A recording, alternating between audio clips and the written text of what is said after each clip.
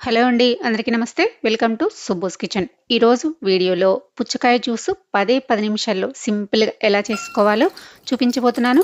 ఈ జ్యూస్ చేసుకోవడానికి స్టవ్ వెలిగించే పని లేదు. అలానే మిక్సీ వేసుకునే పని కూడా లేదండి. ఇందులో షుగర్ కానీ, బెల్లాన్ని కానీ యూజ్ చేయడం లేదు. ఈజీగా, సింపుల్‌గా, టేస్టీగా 10 నిమిషాల్లో రెడీ అయిపోతుంది. ఈ సమ్మర్‌లో కూల్‌గా ఇలా జ్యూస్ చేసుకొని తాగారంటే చాలా హెల్తీ కూడా. ఒక్కసారి చేసుకున్నారంటే మళ్ళీ ఇలానే కావాలని అడుగుతారు. అంత బావుంటుంది. ముందుగా ఒక బౌల్ తీసుకొని అందులోకి 1 స్పూన్ సబ్జా గింజలు వేసుకొని అందులోకి వాటర్ వేసేసుకొని పక్కన పెట్టుకోండి. ఇప్పుడు పుచ్చకాయ తీసేసుకొని కట్ చేసుకుందాము. ఇది ఆల్రెడీ నేను కట్ చేసి సగం ముక్కని ఫ్రిడ్జ్‌లో పెట్టేసుకున్నానండి. ఇలా కట్ చేసుకున్న తర్వాత పైన కవర్ వేసి ఫ్రిడ్జ్‌లో పెట్టుకున్నామంటే పుచ్చకాయ ఫ్రెష్‌గా చాలా బావుంటుంది. చూసారు కదా! ఇలాగా కొంచెం మీకు ఎంతైతే కావాలో అంత ముక్కని ఇలా కట్ చేసేసుకొని పెట్టేసుకోండి. నేనైతే ఇలా రౌండ్‌గా కట్ చేసుకున్నానండి.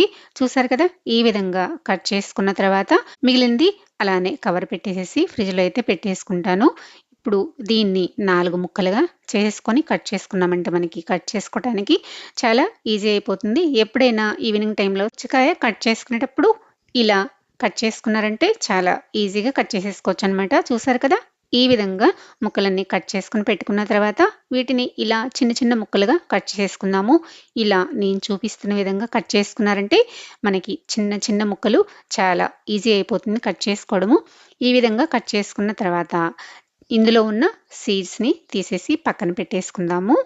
ఇలా చిన్న ముక్కలు కట్ చేసుకున్నాం కాబట్టి సీడ్స్ వాటంతట అవే వేరైపోతాయండి. వీటిని తీసి పక్కన పెట్టేసుకుందాము. ఇలానే మిగిలిన అన్ని ముక్కల్ని కట్ చేసేసుకున్నాను. మిక్సీలో వేసేసుకొని, వడకట్టుకొని, పిప్పి పడేసుకునే కన్నా కూడా ఇలా ఈజీగా కట్ చేసేసుకోవచ్చు. ఇప్పుడు వీటిలోంచి కొన్ని ముక్కల్ని తీసేసి వేరొక గిన్నెలోకి పెట్టేసుకోండి పైన డెకరేట్ చేసుకోవడానికి. ఇప్పుడు మిగిలిన ముక్కల్ని ఇలా ఒక గిన్నెలోకి వేసేసుకోండి. మనం మిక్సీ వేసుకోవడం లేదు కాబట్టి ఇలా డైరెక్ట్‌గా గిన్నెలోకి వేసేసుకొని ఈ ముక్కల్ని ఇప్పుడు చేత్తోటి కానీ, లేదంటే మ్యాషర్ తోటి కానీ ఇలా మ్యాష్ చేసేసుకోండి. ఇలా మ్యాష్ చేసుకోవడం వల్ల పుచ్చకాయలో ఉన్న జ్యూస్ అంతా ఇలా బయటకొచ్చేస్తుంది. మ్యాషర్ లేకపోతే గనక ఇలా చేత్తోటైనా మ్యాష్ చేసేసుకోవచ్చు. ఇప్పుడైతే మ్యాషర్ తోటి ఇలా గట్టిగా ప్రెస్ చేసేస్తూ 2 నిమిషాల పాటు ఇలా ప్రెస్ చేసామంటే ఈ ముక్కల్లో ఉన్న జ్యూస్ అంతా ఇలా బయటకొచ్చేస్తుంది. ఎక్కువ టైం కూడా పట్టదండి. ఒక 2 నిమిషాలు ఇలా మ్యాష్ చేసుకుంటే చూసారు కదా! ఈ విధంగా జ్యూస్ అంతా వచ్చేసింది కదా!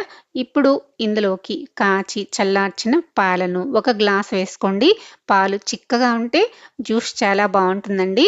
ఫ్రిడ్జ్‌లో పెట్టుకున్న పాలైనా వేసుకోవచ్చు. ఇలా తగినన్ని పాలు వేసుకున్న తర్వాత ఇందులోకి షుగర్ కానీ, బెల్లాన్ని కానీ వాడట్లేదు కాబట్టి మీ టేస్ట్‌కి తగ్గట్టుగా హనీని వేసేసుకోండి. నేనైతే 2 టేబుల్ స్పూన్ల వరకు వేసేసుకున్నానండి. ఇలా హనీ వేసుకున్న తర్వాత హనీ బాగా కలిసిపోయేలాగా కలిపేసుకోండి. చూసారు కదా! కలర్ అయితే లైట్ పింక్ కలర్‌లో వచ్చింది. ఇప్పుడు మనం నానబెట్టుకున్న సబ్జా గింజలను కూడా ఇలా మొత్తం వేసేసుకొని మరొకసారి బాగా కలిపేసేసుకోండి.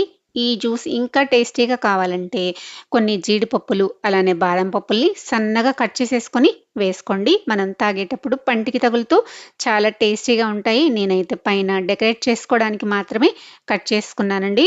చూసారు కదా! ఈ విధంగా మొత్తం బాగా కలిపేసుకున్న తర్వాత ఫ్రిడ్జ్‌లో పెట్టుకొని ఒక గంట తర్వాత సర్వ్ చేసుకున్నారంటే సూపర్ టేస్టీగా ఉంటుందండి.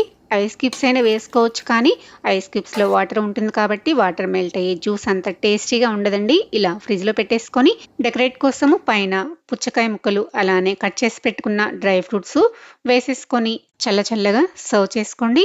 చాలా అంటే చాలా టేస్టీగా ఉంటాయి. తప్పకుండా ఈ హెల్తీ జ్యూస్‌ని మీరు కూడా ట్రై చేసి మీకెలా వచ్చిందో కామెంట్ చేయండి. వీడియో నచ్చితే లైక్ చేసి సబ్స్క్రైబ్ చేసుకోండి.